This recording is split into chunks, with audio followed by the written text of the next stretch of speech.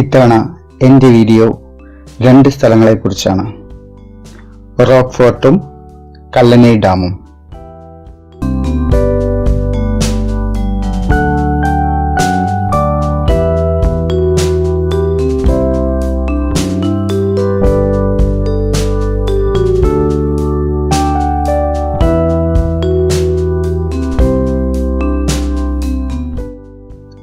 കന്യാകുമാരിയിൽ നിന്നും ചെന്നൈ ട്രെയിനിൽ കയറി ഞാൻ വന്നിറങ്ങിയത് തിരുച്ചിറപ്പള്ളിയിലായിരുന്നു.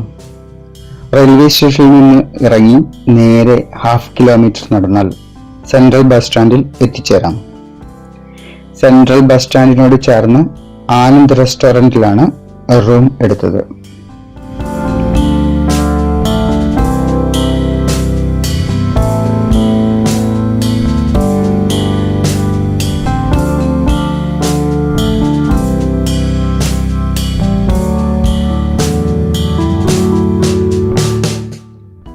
കാലത്ത് റോക്ക്ഫോർട്ടിലേക്ക് ഇറങ്ങി സെൻട്രൽ ബസ് സ്റ്റാൻഡിൽ നിന്നും ചത്രം ബസ് സ്റ്റാൻഡിലേക്ക് ടിക്കറ്റ് എടുത്തു.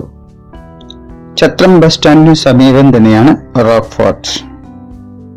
റോക്ക്ഫോർട്ടിലേക്ക് കയറുന്നതിന് മുമ്പ് പാദരക്ഷകൾ സൂക്ഷിച്ചു വെക്കാനുള്ള ഒരു ഫ്രീ കൗണ്ടർ ഉണ്ട്. കൗണ്ടറിൽ ആരും ഉണ്ടായിരുന്നില്ല. ഷൂ റാക്കിൽ ഊരിവെച്ച് റോക്ക്ഫോർട്ടിലേക്ക് കയറി.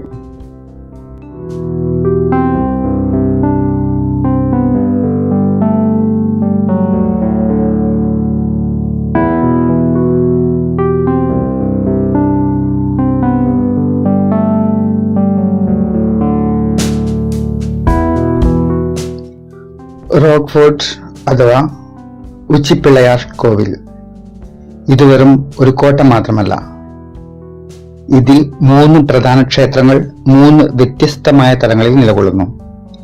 ഏറ്റവും താഴെ മാണിക്യ വിനായകർ ക്ഷേത്രം, നടുവിൽ തായുമന സ്വാമി ക്ഷേത്രം, കോട്ടയുടെ ഏറ്റവും മുകളിൽ ഉച്ചി പിള്ളയാർ ക്ഷേത്രം എന്നിങ്ങനെ ക്ഷേത്രങ്ങൾ കാണപ്പെടുന്നു.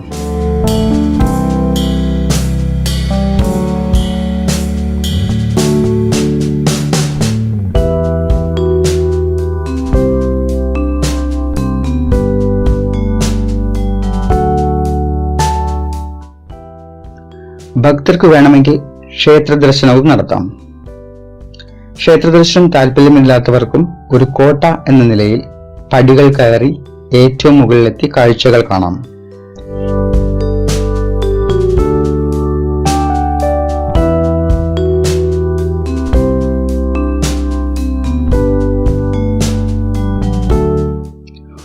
കോട്ടയുടെ ഏറ്റവും മുകളിൽ എത്തിച്ചേരാൻ ഏകദേശം 400ഓളം പടികൾ പിന്നിടേണ്ടതുണ്ട്. മുൻപ് സെഞ്ചിക്കോട്ടെ സന്ദർശിച്ച എനിക്ക് ഈ കയറ്റം അത്ര പ്രയാസകരമായി അനുഭവപ്പെട്ടില്ല. എങ്കിലും വൃദ്ധരും രോഗികളും ഈ പടികൾ കയറാതിരിക്കുന്നതാണ് നല്ലത്. ഏറ്റവും മുകളിലേക്കായി കയറുന്നതിന് നിർമ്മിച്ച പടികൾ കുറച്ച് ദുഷ്കരമാണ്. കുത്തനെയുള്ള കയറ്റം നമ്മെ കുറച്ചൊക്കെ ഭയപ്പെടുത്തും. പക്ഷേ ആ ഭയമെല്ലാം നിഷ്പ്രഭമാക്കിക്കൊണ്ടുള്ള ദൃശ്യമാണ് ഏറ്റവും മുകളിൽ നമുക്ക് കാണാനാവുക. ഈ കോട്ടയുടെ ഏറ്റവും വലിയ ഹൈലൈറ്റ് മുകളിലത്തെ ഈ വ്യൂ തന്നെയാണ്.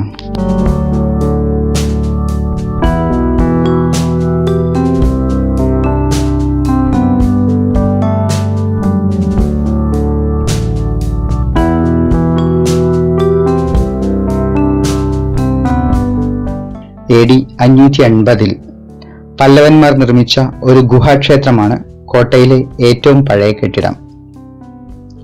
പുരാവസ്തു ഗവേഷകരുടെ അഭിപ്രായ പ്രകാരം ഈ പാറ ഏകദേശം 3 ബില്യൺ വർഷങ്ങൾക്ക് മുമ്പ് രൂപം കൊണ്ടതാണ്. ലോകത്തിലെ ഏറ്റവും പഴക്കമുള്ള പാറകളിൽ ഒന്നാണിത്.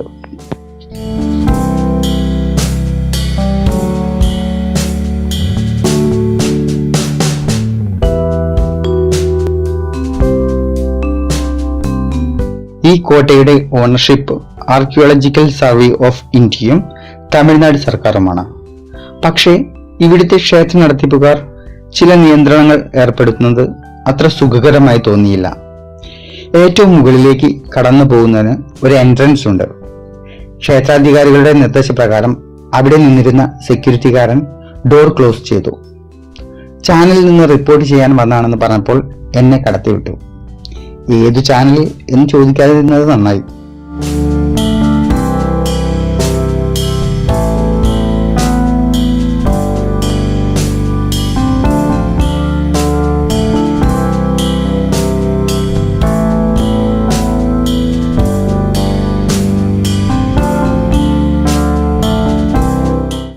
പക്ഷെ എനിക്ക് മുന്നിലുണ്ടായിരുന്ന ഒരമ്മയെയും മകനെയും കടത്തിവിടാൻ ക്ഷേത്രാധികാരികൾ തയ്യാറായില്ല. കോട്ടയുടെ ഏറ്റവും മുകൾ ഭാഗത്ത് വെച്ച് ഏതോ പൂജാതി കർമ്മങ്ങൾ ചെയ്യാനുണ്ടായിരുന്നു.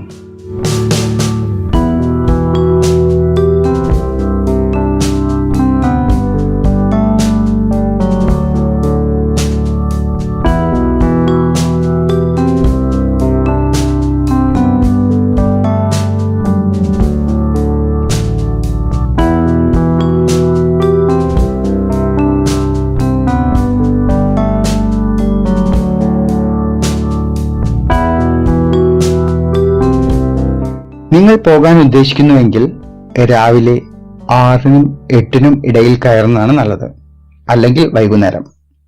ഇവിടേക്കുള്ള പ്രവേശന സമയം രാവിലെ 6 മുതൽ ഉച്ച 12 മണി വരെ, വൈകിട്ട് 4 മണി മുതൽ 8 മണി വരെ.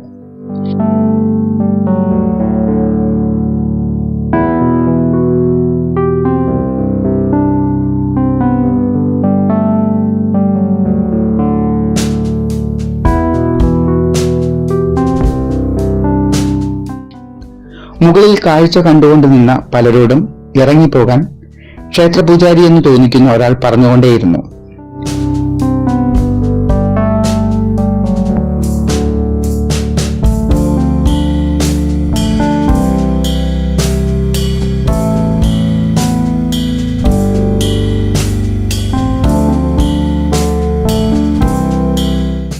ഷൂട്ടിംഗ് കഴിഞ്ഞിട്ട് ഇറങ്ങുകയുള്ളൂ എന്ന് ഞാൻ ശഠിച്ചു.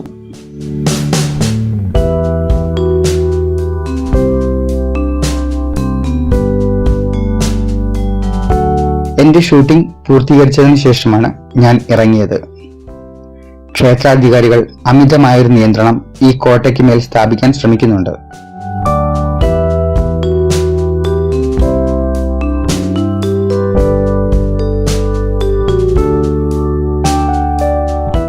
കോട്ടയിൽ നിന്നും ഇറങ്ങി വന്നപ്പോൾ താഴത്തെ ക്ഷേത്രത്തിലെ ദീപനാളങ്ങൾ കണ്ണിന് കുളിരേകി.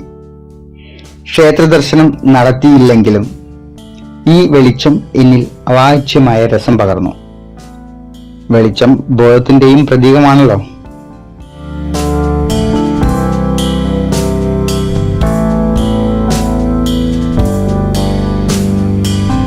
റോക്ക്ഫോർട്ടിൽ നിന്നും എളുപ്പ വഴിയിലൂടെ ചത്രം ബസ് സ്റ്റാൻഡിൽ എത്തിച്ചേർന്നു.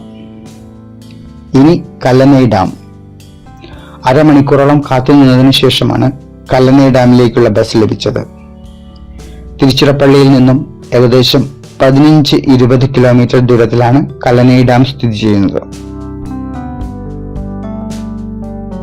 കാഴ്ചയിൽ പ്രത്യേകതകളൊന്നും അവകാശപ്പെടാനില്ലാത്ത ഒരു അണക്കെട്ട്. പക്ഷേ ഇതിന്റെ ചരിത്ര പ്രാധാന്യത്തെ പറ്റി നിങ്ങൾ മനസ്സിലാക്കണം. കല്ലനൈ ഡാമിന്റെ ചരിത്ര പ്രാധാന്യം തന്നെയാണ് എന്നെ ഇവിടെ കൊണ്ടുവന്നെത്തിച്ചതും.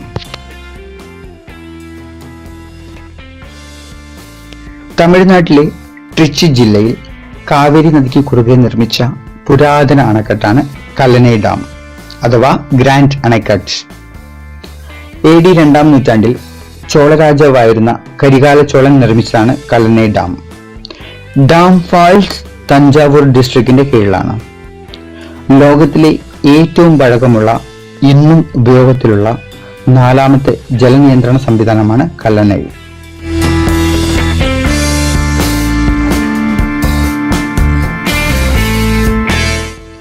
2000 വർഷങ്ങൾക്ക് മുമ്പ് കാവേരി നദി മഴക്കാലത്ത് വെള്ളപ്പൊക്കത്താലും വേനലിൽ കടുത്ത വരൾച്ചയാലും ദുരിതം അനുഭവിച്ചിരുന്നു. ഇതിന് പരിഹാരം കണ്ടെത്താനായി കരികാല ചോളൻ ഈ നദിയെ ആവശ്യമായ രീതിയിൽ അണകെട്ടി ജലസേചനത്തിനും കൃഷിക്കുമായി ഉപയോഗിക്കാനും വിദ്യ കണ്ടെത്തി.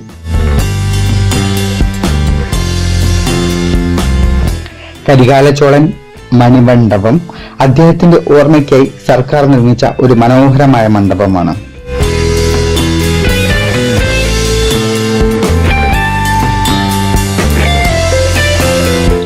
ശക്തമായ തിരമാലകൾ വരുന്ന നേരം നമ്മുടെ കാലുകൾ മണലിലേക്ക് താഴ്ന്നു പോകാറില്ലേ? അതേ സൂത്രത്തിലൂടെ ശക്തമായ വെള്ളപ്പാച്ചിലിൽ ആനകളുടെ സഹായത്തോടെ വലിയ പാറകളെ വെള്ളത്തിനടിയിലേക്കിട്ട് അത് മണ്ണിൽ താഴുമ്പോൾ അതിനു മുകളിലായി ഇപ്പോഴും ശാസ്ത്രത്തിന് അത്ഭുതകരമായ കളിമൺ പശ ചേർത്ത് അതിനു മുകളിൽ വീണ്ടും പാറ നിക്ഷേപിച്ച് കെട്ടിപ്പൊക്കിയ അണക്കെട്ട്. ചരിത്ര വിദ്യാർത്ഥികൾക്കും ശാസ്ത്ര വിദ്യാർത്ഥികൾക്കും ഇതൊരു ആശ്ചര്യകരമായ സാങ്കേതിക വിദ്യയായി ഇന്നും നിലനിൽക്കുന്നു.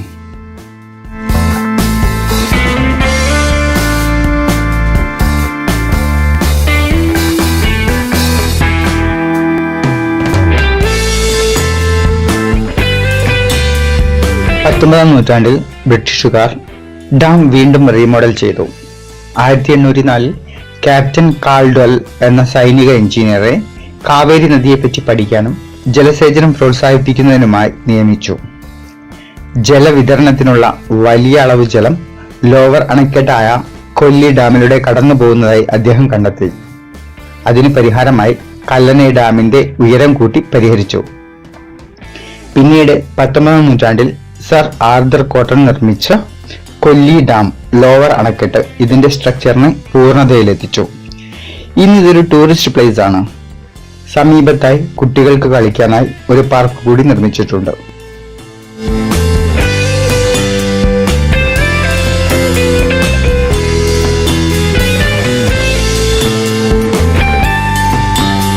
കല്ലനൈ ഡാമിൽ വെച്ച് 1-2 മലയാളികളെ പരിചയപ്പെട്ടു.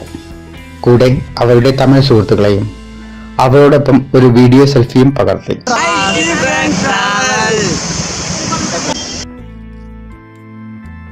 കല്ലനൈ ഡാമിന്റെ ഒരു ഷട്ടർ മാത്രമേ ചെറുതായി തുറന്നിരുന്നുള്ളൂ. അത് കാരണം ജലത്തിന്റെ വലിയൊരു ഒഴുക്ക് കാണാൻ കഴിഞ്ഞില്ല. എങ്കിലും ചരിത്രപ്രധാനമായ ഒരു ഡാം സന്ദർശിക്കാൻ പറ്റിയതിൽ വളരെ സന്തോഷം തോന്നി.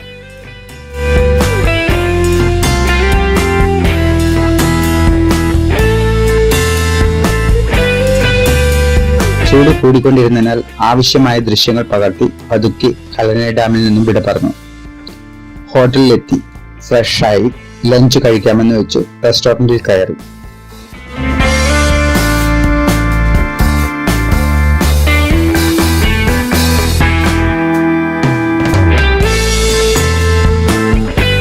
നിങ്ങൾ എന്നെങ്കിലും തൃശ്ശിനാപ്പള്ളിയിൽ സന്ദർശിക്കാൻ ഇടവരികയാണെങ്കിൽ ഒരു കാരണവശാലും ആനന്ദ് ഹോട്ടൽ മിസ് ചെയ്യരുത്.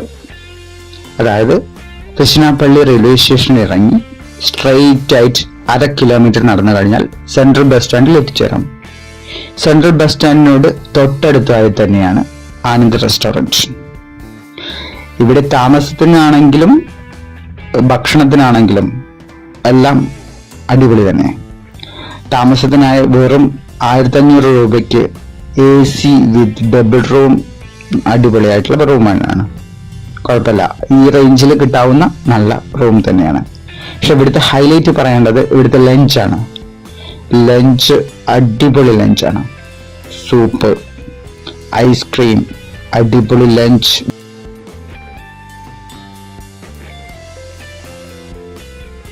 ലഞ്ചിന് വളരെ റീസണബിൾ പ്രൈസും, അതായത് വെറും 150 രൂപയ്ക്കാണ് ഇത്രയും വിഭവസമൃദ്ധമായ സൂപ്പും ഐസ്ക്രീമും ഒക്കെ ചേർന്നിട്ടുള്ള വിഭവസമൃദ്ധമായ സദ്യ. ഈ യാത്രാ വീഡിയോയോട് കൂടി തമിഴ്നാടിനോട് ഞാൻ താൽക്കാലികമായി വിട പറയുകയാണ്. ഒട്ടേറെ സുന്ദരമായ മറക്കാനാവാത്ത അനുഭവങ്ങൾ സമ്മാനിച്ച തമിഴ്നാടും ഇവിടുത്തെ ജനങ്ങളും വളരെ ഹൃദ്യമായി തന്നെയാണ് എനിക്ക് അനുഭവപ്പെട്ടത്.